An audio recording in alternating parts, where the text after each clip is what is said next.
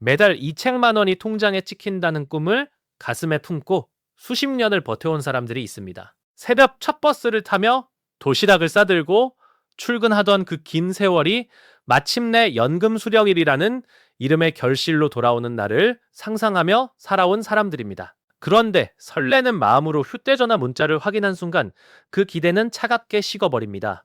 분명 200만 원이라 알고 있었는데 통장 잔액에 찍힌 숫자는 전혀 다른 숫자였기 때문입니다. 도대체 그 사라진 돈은 어디로 간 것일까요?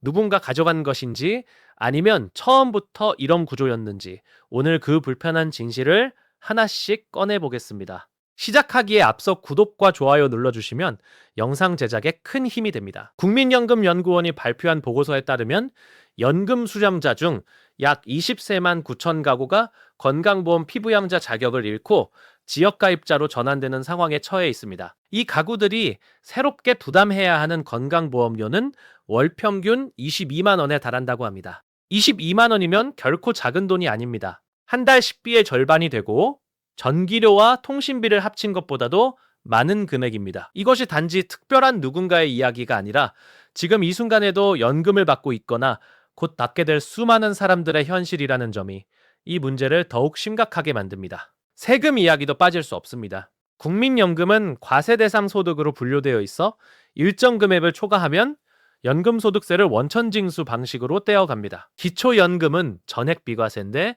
국민연금만 세금을 낸다는 사실이 이미 공평하지 않다는 분노를 불러일으키고 있습니다. 평생 성실히 보험료를 납부한 사람이 오히려 더 많은 세금과 건강보험료를 내야 하는 역설이 대한민국 연금제도의 민낯입니다. 오늘 이 영상에서 그 민낯을 정면으로 들여다보겠습니다. 왜 이런 구조가 만들어졌는지, 우리는 무엇을 알아야 하는지 함께 짚어가겠습니다. 200만 원에서 돈이 빠져나가는 첫 번째 통로는 바로 연금소득세입니다. 많은 분들이 국민연금은 세금이 없다고 알고 계시지만 그것은 과거의 이야기입니다.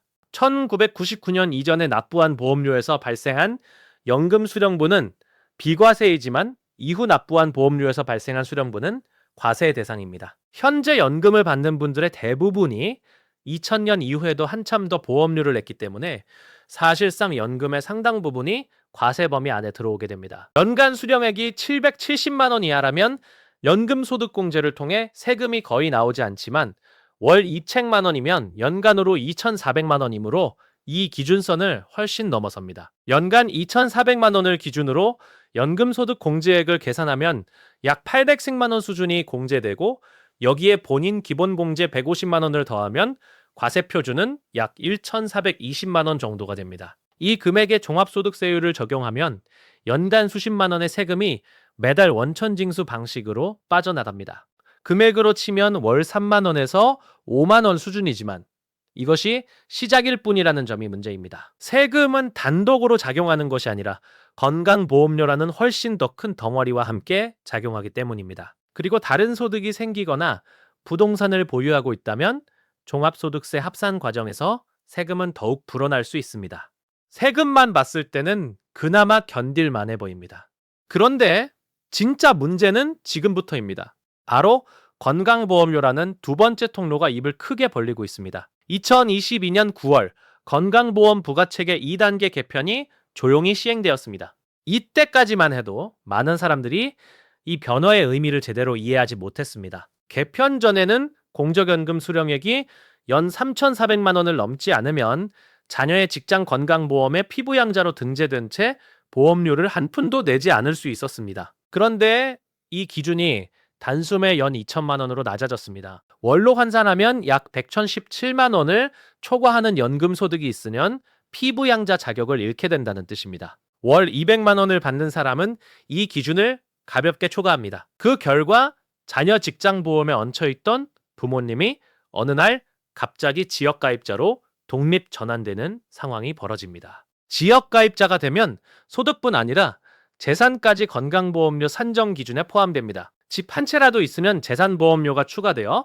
월 보험료가 20만 원에서 30만 원대로 훌쩍 뛰어오릅니다. 국민연금연구원 보고서는 이렇게 지역가입자로 전환된 고령층이 부담해야 하는 건강보험료 평균이 월 22만 원이라고 밝혔습니다. 이 22만 원이 200만 원에서 빠져나가면 실수령액은 이미 책 888만 원 이하가 됩니다. 여기에 연금소득세까지 더하면 실제 손에 쥐는 금액은 110만 원대로 내려올 수 있습니다. 200만 원을 기대하고 통장을 열었다가 170만 원을 마주하는 그 순간의 당혹감을 상상해 보십시오. 이것이 바로 오늘날 수십만 명이 직면하고 있는 냉혹한 현실입니다. 더 불편한 진실은 이 구조가 불공평하다는 점입니다. 똑같이 월 200만 원을 받아도 어떤 연금에서 받느냐에 따라 건강보험료 부담이 완전히 달라집니다. 예를 들어 갑 씨는 국민연금으로만 매달 2천만 원을 받는다고 가정해 보겠습니다. 이 경우 2천만 원 전체가 건강보험료 부과기준 소득으로 잡힙니다. 건강보험료는 공적연금 소득의 50%를 건강보험료 산정소득으로 반영하기 때문에 갑 씨의 경우 100만 원이 기준소득이 됩니다. 반면 을 씨는 국민연금으로 100만 원, 퇴직연금으로 100만 원을 받는다고 가정해 보겠습니다. 퇴직연금은 현행 건강보험료 부과 대상이 아닙니다. 따라서 을 씨는 국민연금 100만 원의 50%인 50만 원만 건강보험료 산정소득으로 잡힙니다. 두 사람의 총소득은 동일하게 200만 원이지만 갑 씨가 내는 건강보험료는 을 씨의 2배에 달하는 셈입니다. 이 구조는 평생 국민연금 하나만 믿고 성실히 보험료를 납부해온 사람들에게 사실상 벌금을 매기는 것과 다름없습니다. 전문가들은 이를 두고 공적연금 단일 수급자에 대한 역차별이라 부릅니다. 기초연금은 비과세의 건강보험료 부과도 없고 퇴직연금도 건강보험료 산정 기준 밖에 있는데 국민연금만 세금과 건강보험료 모두를 짊어지는 구조입니다. 이 비교가 더욱 서글픈 이유는 국민연금을 많이 받는다는 것 자체가 오랫동안 더 많이 납부했다는 증거이기 때문입니다. 성실함이 오히려 불이익으로 돌아오는 제도는 분명히 재설계되어야 합니다. 이 구조의 가장 안타까운 부작용은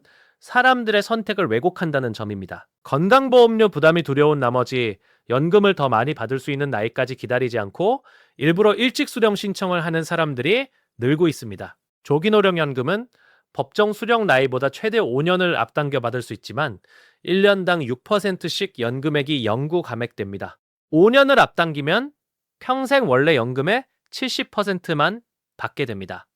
22만 원의 건강보험료를 피하기 위해 평생 30%나 삭감된 연금을 감수하는 것이 합리적인 선택처럼 보이지 않지만 지금 이 제도 안에서는 그 선택이 손해가 아닌 상황이 만들어지고 있습니다. 국민연금연구원 보고서도 이 현상을 제도가 만들어낸 왜곡된 요인이라고 명시했습니다. 더 오래 납부하고 더 늦게 수령할수록 연금액이 커지는 구조를 만들어 놓고 정작 많이 받으면 건강보험료로 실질 소득이 줄어드는 구조가 공존하고 있는 것입니다. 이것은 단순한 행정실수가 아닙니다. 연금과 건강보험이라는 두 개의 사회보장 제도가 서로 엇박자를 내며 충돌하는 구조적 모순입니다.